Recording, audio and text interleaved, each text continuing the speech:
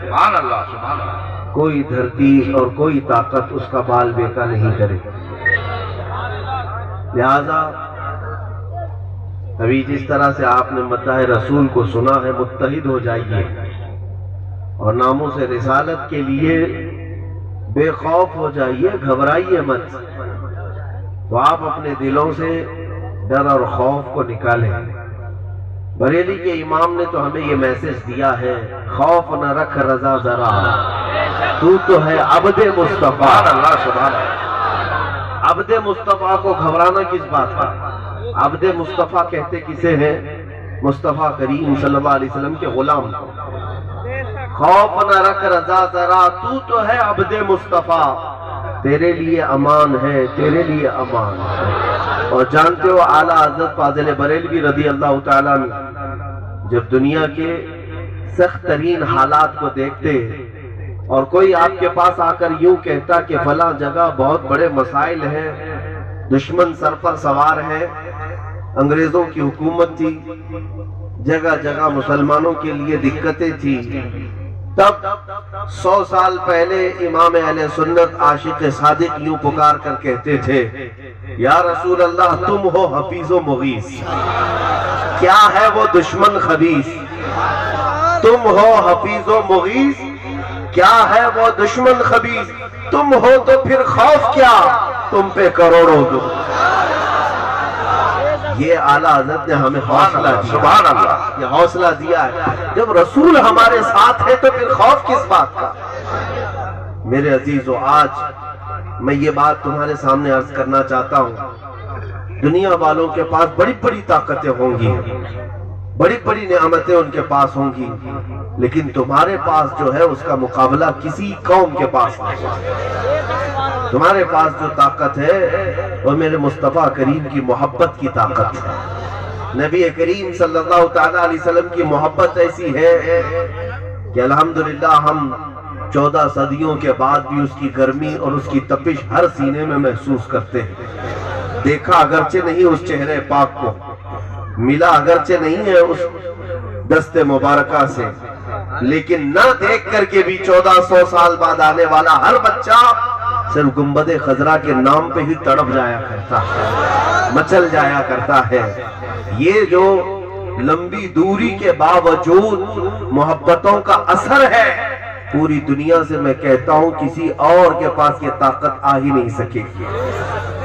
لا کر کے دکھاؤ، تمہارے پاس بھی بہت سارے لیڈر ہوں گے، بہت سارے تمہارے پاس بھی انقلابی شخصیتیں ہوں گی، دیوی دیوتا ہوں گے، بہت ساری چیزیں ہوں گی، لیکن محمد عربی صلی اللہ تعالیٰ علیہ وسلم جس طرح ہر مومن کے سینے میں بستے ہیں اور ہر آنکھ کے تارے ہیں، اس طرح پوری دنیا میں کوئی اور شخصیت تم نہیں لا سکو گے۔ حق ہے میرے عزیزو یہ بات۔ میں آپ سے ایک بات کہنا چاہتا ہوں، مدینہ طیبہ میں ہمارے فخر کی بات ہے یہ، اس لیے میں کہہ رہا ہوں، ہم غریب ہیں، آج نادار ہیں، مفلس ہیں، کچھ ہے نہیں ہمارے پاس۔ رونا تو سب رو رہے ہیں، سیاست نہیں ہے، طاقت نہیں ہے، اقتدار نہیں ہے، قیادت نہیں ہے، ایجوکیشن نہیں ہے، یونیورسٹیز نہیں ہے، کالجز نہیں ہے، اسکول ڈھنگ کی نہیں ہے، ہمارے ہاسپٹل نہیں ہے، کچھ بھی نہیں ہے، کچھ بھی نہیں ہے، غریب تو ہے۔ اور دنیا بھی اس کا مذاق اڑاتی ہے کہ یہ نہتے ہیں، کمزور ہیں، غریب ہیں، لیکن ڈرتی بھی اسی غریب قوم سے۔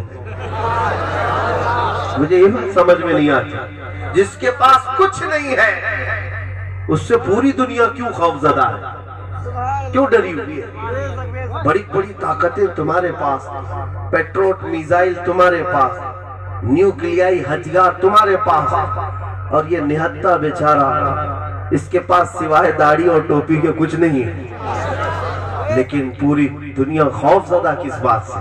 میں آپ کو بتاتا ہوں، مدینہ طیبہ میں رسول پاک صلی اللہ تعالیٰ علیہ وسلم کا یہ وہ دور ہے جو ہجرت کے بعد نیا نیا دور، جنگ بدر ہو چکی تھی، اس کے بعد حضور پاک صلی اللہ تعالیٰ علیہ وسلم نے مال غنیمت جو جنگ سے حاصل ہوتا ہے وہ صحابہ میں تقسیم کر رہے تھے۔ تو صحابہ کی دو جماعتیں، ایک انصار صحابہ اور ایک مہاجرین صحابہ۔ انصار صحابہ کسے کہتے ہیں؟ جو مدینے کے رہنے والے، جنہوں نے میرے آقا صلی اللہ تعالیٰ علیہ وسلم کا استقبال کیا، مدد کیا، اور مہاجرین کون ہیں؟ جو ہجرت کر کے آئے تھے، مائگریٹ کر کے آئے تھے، مکہ سے آئے تھے، دوسرے علاقوں سے آ کر مدینے میں بسے تھے، تو وہ مہاجرین تھے اور ایک جماعت انصار کی۔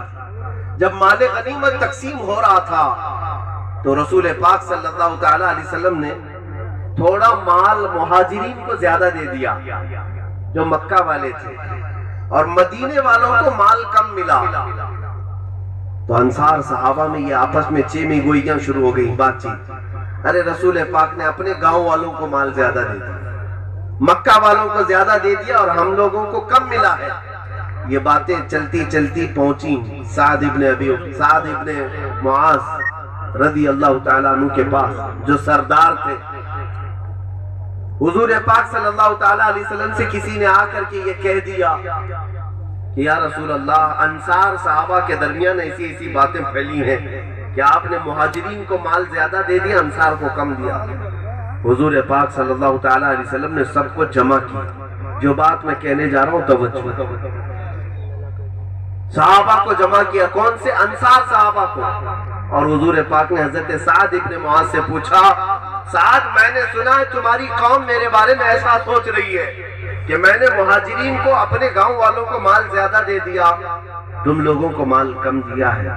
حضرت سعد نے کہا ہاں یا رسول اللہ، ایسی باتیں چل رہی ہیں۔ اب سنو نبی پاک صلی اللہ علیہ وسلم نے کیا فرمایا، صحیح حدیث پاک ہے۔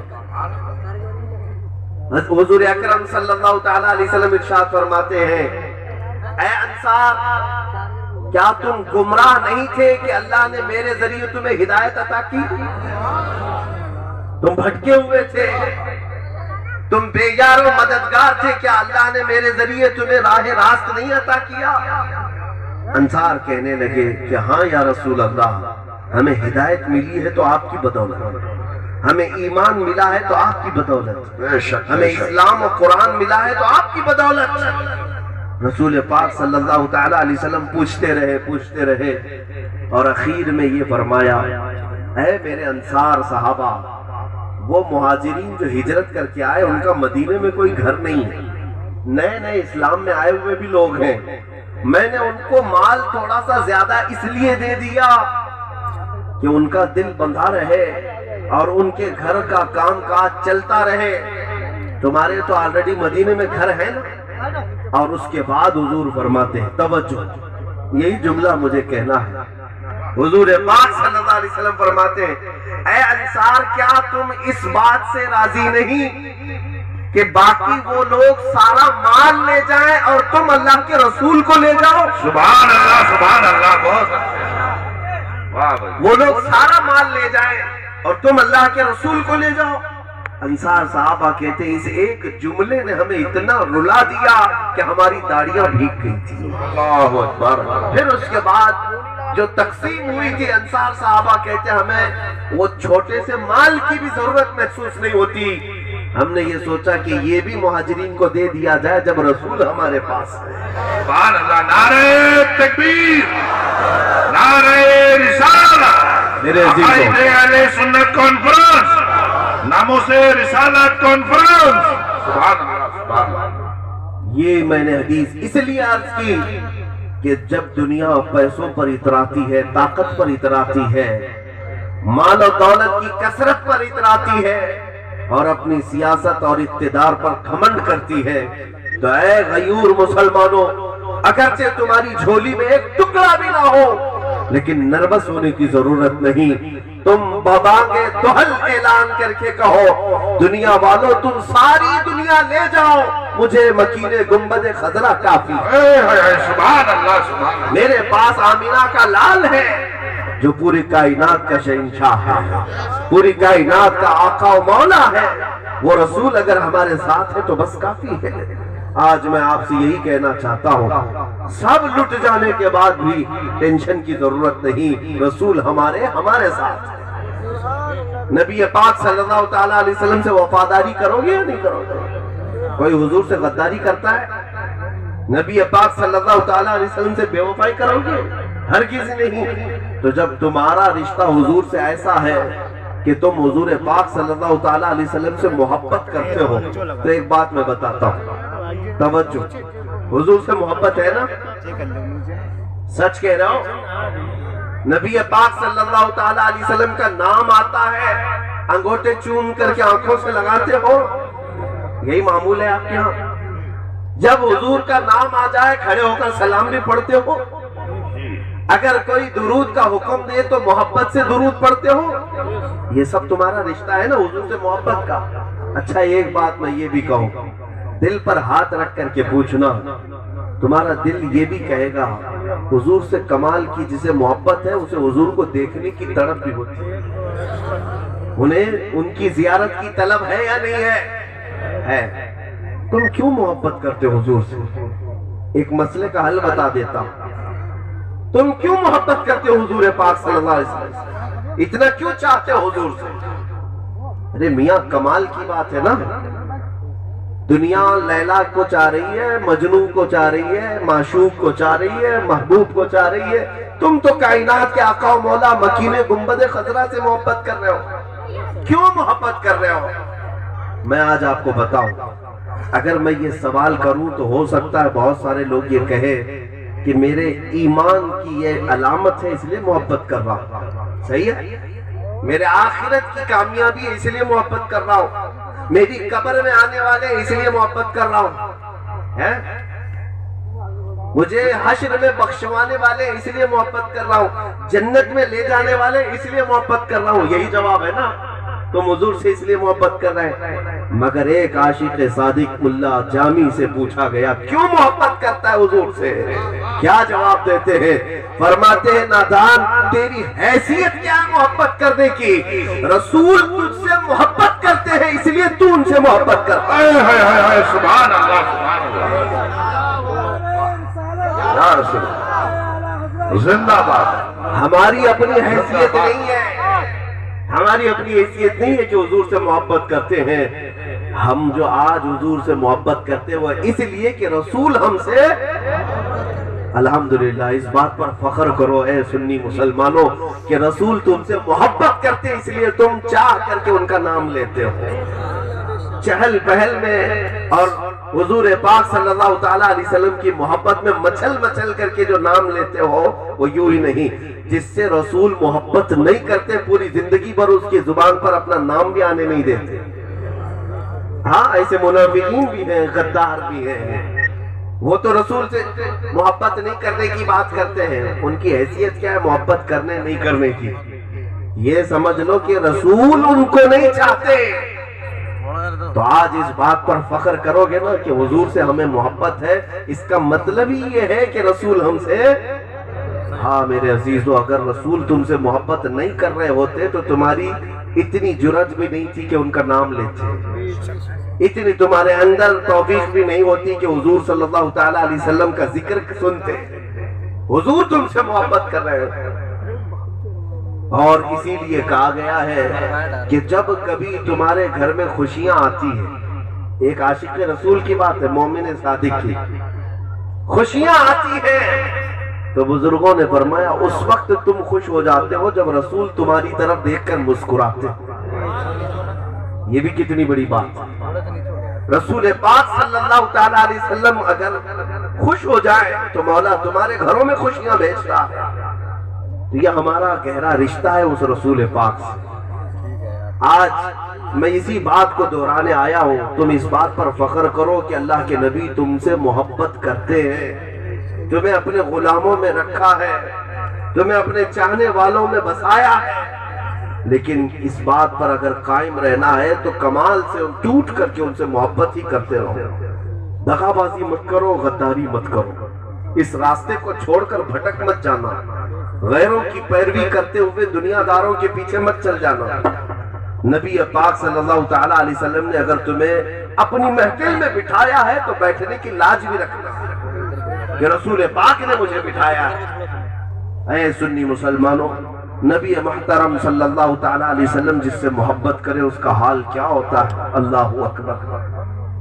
میں آپ کو بتاؤں، حضور پاک صلی اللہ تعالیٰ علیہ وسلم جس پر ہاتھ رکھے، حضرت جابر فرماتے ہیں میرے گھر میں کھانے کے لیے ایک بار دعوت میں نے دی رسول پاک صلی اللہ علیہ وسلم، اور حضور پاک نے کھانا کھا کر دسترخوان سے اپنا ہاتھ پوچھ لیا، حضرت جابر کہتے ہیں میں وہ دسترخوان اٹھا کر تبرک کے طور پر گھر میں رکھ لیا کہ رسول پاک نے اپنا ہاتھ پوچھا ہے دسترخوان سے۔ حضرت جابر کہتے ہیں جب وہ دسترخوان کبھی میلا ہو جاتا تو میں اسے پانی سے نہیں دھلتا، بھڑکتی ہوئی آگ کی تندور میں ڈالتا۔ سبحان اللہ سبحان اللہ۔ کپڑے کا دسترخوان ہے، آگ کی تندور میں ڈالتا، تھوڑی دیر کے بعد اس کپڑے کو نکالتا، اس کا سارا میل نکل چکا ہوتا، ایک رواں بھی نہیں جلتا۔ کیوں؟ اس لیے کہ رسول پاک صلی اللہ تعالیٰ علیہ وسلم نے اپنے ہاتھ مبارک اس دسترخوان سے پوچھ لیے تھے۔ سبحان اللہ۔ اب سنو میرے عزیزوں، جس دسترخوان پر رسول پاک کے ہاتھ لگے دنیا کی آگ اسے نہیں جلاتی۔ میرے مصطفیٰ کریم صلی اللہ تعالیٰ علیہ وسلم کا فرمان عالی شان ہے، جو دنیا میں ان سے محبت کرتا ہے کل قیامت کے دن میرے آقا اس سے مصافحہ کریں گے، قیامت کے دن اس سے مصافحہ کریں گے۔ اور جب تم قیامت کے دن رسول سے مصافحہ کر لو گے، میرا یہ وجدان کہتا ہے پھر جہنم کی آگ بھی اسے نہیں جلائے، جہنم کی آگ اسے نہیں جلائے۔ اے میرے عزیزوں، اپنے آقا کونین صلی اللہ تعالیٰ علیہ وسلم کے وفادار بن جاؤ۔ اس رسول سے زیادہ چاہنے والا کوئی ہے ہی نہیں تمہارا۔ تمہیں میں بتاؤں کن گھڑیوں میں انہوں نے تمہیں یاد نہیں کیا، کن گھڑیوں میں یاد نہیں کیا۔ سبحان اللہ۔ پیدا ہونے سے لے کر اپنی ظاہری وفات تک اس رسول پاک نے امت امت ہی تو کہا ہے۔ جو نہ بھولا ہم غریبوں کو رضا، یاد اس کی اپنی عادت کیجیے۔ سبحان اللہ۔ اس امام اہل سنت نے یہی تو تعلیم دی۔ رسول پاک صلی اللہ تعالیٰ علیہ وسلم نے کہاں کہاں ہمیں یاد کیا؟ جب کبھی بجلیاں کڑکتی، بادل چھا جاتے، حضرت عائشہ فرماتی رسول پاک بستر چھوڑ کر باہر چلے جاتے، رات کے وقت روتے روتے ہاتھ پھیلاتے اور عرض کرتے مولا ان بجلیوں کو دور کر دے، اس ابر کو ختم کر دے۔ ماں عائشہ صدیقہ فرماتی یا رسول اللہ صلی اللہ علیہ وسلم آپ ان بجلیوں سے اتنا کیوں گھبراتے؟ سنو اے نوجوانوں، رسول پاک فرماتے ہیں اس لیے کہ پچھلی قوموں پر جب عذاب آتا تھا تو پہلے بجلیاں کڑکتی تھیں، ابر چھا جاتا تھا، پھر ان پر آگ کی بارش ہوتی یا پتھروں کی بارش ہو جاتی، وہ ہلاک ہو جایا کرتے۔ آسمانی عذاب آتا تھا تو پہلے نشانیاں یہ بنتی تھیں، اب جب بھی آسمان پر بجلی کڑکتی ہے یا ابر چھاتا ہے، حضور پاک فرماتے مجھے ڈر لگتا ہے کہ کہیں یہ میری امت پر عذاب نہ بن جائے، میری امت پر یہ عذاب بن کر کے نہ اتر جائے۔ اس رسول پاک کو اگر درد ہے تو امت کا درد ہے۔ جو سب سے زیادہ ہم سے محبت کرنے والی شخصیت ہے دنیا میں وہ کون ہے؟ وہ رسول پاک صلی اللہ علیہ وسلم کی ذات ہے۔ تمہیں اندازہ ہے ایک روایت میں ہے حضور پاک صلی اللہ علیہ وسلم فرماتے ہیں کہ اگر میرے امتی کے پاؤں میں تلووں میں کانٹا بھی چبھ جائے تو اس کے درد کا احساس مجھے ہوتا ہے۔ حضور پاک صلی اللہ علیہ وسلم سبحان اللہ۔ اللہ کے نبی صلی اللہ تعالیٰ علیہ وسلم تمہارے تلووں میں چبھنے والے کانٹے کا درد بھی رکھتے ہیں۔ عزیز علیہ ما عنتم، قرآن یہی تو کہتا ہے تمہارا تکلیف میں پڑنا اس رسول کو دیکھا نہیں جاتا۔ تم سے سب سے زیادہ محبت کرنے والی وہ شخصیت ہے۔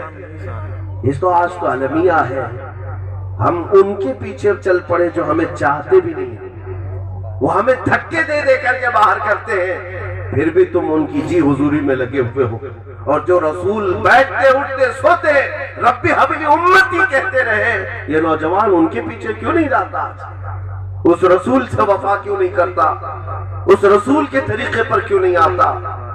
تمہیں پتا بھی ہے جب آیات عذاب اتری قرآن پاک میں، عذاب کی آیتیں آئی تو رسول پاک تو مدینہ چھوڑ کر چلے گئے کہ امت پر عذابات کیسے کیسے ہوں گے قیامت کے دن، قبر کے عذابات کتنے ہولناک ہیں۔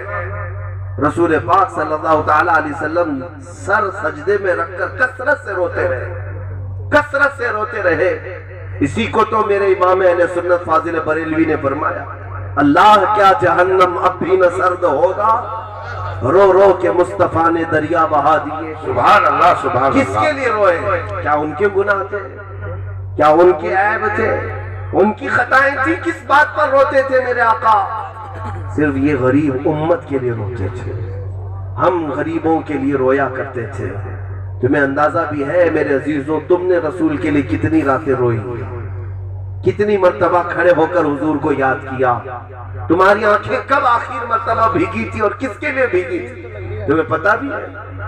نبی محترم صلی اللہ تعالیٰ علیہ وسلم کے متعلق حضرت عائشہ فرماتی ہیں کبھی کبھار حضور رات کو بستر چھوڑ کر کھڑے ہوتے اور عبادت میں لگ جاتے تھے اور اتنی دیر کھڑے ہوتے کہ آپ کی پنڈلیوں میں سوجن آ جاتی تھی، پنڈلیوں میں سوجن آ جاتی۔ ماں عائشہ فرماتی ہے میں کپڑا گرم کر سینک کر کے ان پنڈلیوں کا ورم سوجن کو کم کیا کرتی تھی اور کہتی یا رسول اللہ صلی اللہ علیہ وسلم آپ اتنی مشقت سے عبادت کیوں کرتے ہیں، اتنی تکلیف کیوں اٹھاتے ہیں؟ رسول پاک صلی اللہ علیہ وسلم فرماتے اے عائشہ یہ میری غریب امت کے لیے میں کرتا ہوں کہ میرا رب راضی ہو جائے، میری امت کو بخش دے۔ جو سب سے زیادہ محبت کرتا ہے نا دنیا میں ہم سے وہ کون ہے؟ ہمارے رسول کی ذات۔ اور آج مجھے یہ بتانے کی بھی ضرورت نہیں ہونی چاہیے اے مسلمانوں، میں ایک بات بتا دوں، معراج کی شب جب اللہ تعالیٰ نے میرے مصطفیٰ کو آسمانوں پر بلایا، پھر لامکان کا سفر کرایا اور اس جگہ بلایا جہاں کوئی نہ گیا ہے اور نہ جا سکتا ہے قیامت تک، وہ مقام عطا کیا کس کو؟ میرے آقا کو۔ لیکن اندازہ آیا معراج کا سفر تو سنتے ہوں گے نا، رسول پاک صلی اللہ علیہ وسلم مسجد حرم سے مسجد اقصی گئے، وہ شام کیا تھی جو 1,24,000 انبیاء کی امامت کیا، آسمانوں کا سفر کیا، براق سے جبرائیل کے ساتھ گئے سدرۃ المنتہا تک، یا 7ویں آسمان کے بھی اوپر ہے، سدرۃ المنتہا میں جبرائیل بھی رک گئے، آگے صرف حضور چلتے رہے، رف رف سواری پر چل پڑے، پھر ایک مقام آیا جہاں رف رف سواری بھی ختم، صرف رسول پاک چلتے گئے، اور وہ قرب خداوندی کی گھڑی تھی۔ اللہ رب العزت نے اتنا قریب بلایا رسول کو کہ 2 کمانوں سے کم کا بھی فاصلہ رہ گیا۔ سبحان اللہ سبحان اللہ۔ اب میں جو بات کہہ رہا ہوں توجہ، یہ مقام پہلے کسی کو ملا؟ رسول پاک صلی اللہ علیہ وسلم سے پہلے کسی کو معراج ہوئی یا قیامت تک کسی اور کو ہوگی؟ یہ دیدار خداوندی کا شرف صرف میرے آقا کو ملا، لیکن اس رات کو جسے اتنا بڑا مقام ملا ہو وہ فخر سے کیا نہ کرے۔ ارے میرے عزیزوں یہ وہ رات ہے جب اللہ نے خود میرے نبی کو سلام کیا۔ تمہیں پتا ہے جب رسول تعریف کرتے ہوئے اللہ کی بارگاہ میں جا رہے تھے، التحیات للہ والصلوات والطیبات، یہ حضور کے الفاظ تھے، اللہ کی تعریف کر رہے تھے، تمام پاکیاں، تمام اچھائیاں، تمام بزرگی اللہ کے لیے ہے، اللہ کے لیے ہے۔ تو رب نے جواب کیا دیا پتا ہے؟ السلام علیکہ ایھا النبی ورحمۃ اللہ وبرکاتہ۔ یہ کس کی طرف سے آیا سلام؟ اللہ کی طرف سے آیا، اے نبی تم پر سلامتی ہو، اللہ کی رحمتیں اور برکتیں ہو۔ اب سوچو ذرا، ایک بڑا آدمی بھی سلام کرتا ہے تو تمہارے پیر زمین پر نہیں ٹکتے، جسے خود کائنات کا خدا، کائنات کا خالق سلام کرے، اے رسول تجھ پر سلامتی ہو، اس رسول کے فخر کرنے کے لیے کتنا بڑا مقام۔ لیکن جب اللہ نے رسول کو سلام بھیجا، رسول پاک نے کیا کہا؟ اے مولا یہ تیرا سلام میرے لیے ہے، لیکن مولا تو اپنی سلامتی میں میری امت کو بھی شامل فرما دے۔ والسلام علینا وعلی عباد اللہ الصالحین۔ مفسرین فرماتے ہیں اور سیرت نگار فرماتے ہیں اس دعا میں رسول پاک صلی اللہ علیہ وسلم نے اپنی امت کے نیکوں کو اور گنہگاروں کو شامل کر لیا کہ مولا تیری سلامتی، تیرا سلام صرف میرے لیے نہیں، میری پوری امت کے لیے تیرا سلام ہو۔ جو نہ بھاگا ہم غریبوں کو رضا، معراج کی شب قرب خداوندی حاصل ہو، رب تبارک و تعالیٰ نے اتنا قریب بلایا۔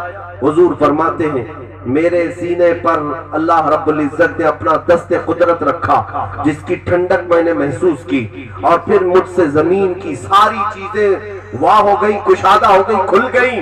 میں نے زمین کے سارے خزانے دیکھ لیے، پوری کائنات کو دیکھ لیا۔ اب رب تبارک و تعالیٰ نے پوچھا اے محبوب مانگو کیا مانگنا چاہتے ہو۔ جب خود رب تعالیٰ فرمائے اس رات میں معراج کی شب میں مانگو کیا مانگنا چاہتے ہو، اس رات کو میرے آقا کیا نہیں مانگ سکتے تھے؟ مکہ کی گلیوں کا تاج، بادشاہت، لوگوں کی ایذا رسانیوں سے چھٹکارا، بہت ساری باتیں اللہ کی بارگاہ میں عرض کر سکتے، لیکن میرے آقا کی اس محبت پر قربان جاؤ۔ رب نے جب پوچھا کہ مانگو اے محبوب کیا مانگتے ہو، میرے آقا نے کہا اے مولا میری امت کی بخشش مانگتا، سبحان میری اللہ، امت کی مغفرت چاہتا ہوں۔ مجھے بتاؤ اے مسلمانوں، کون ہے جو ہمیں معراج کی شب بھی نہیں بھولتا؟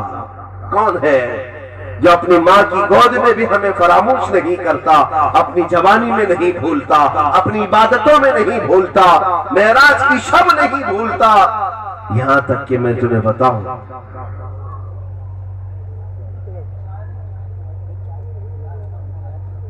تھوڑی دیر کے لیے یہ افراتفری بند کریں۔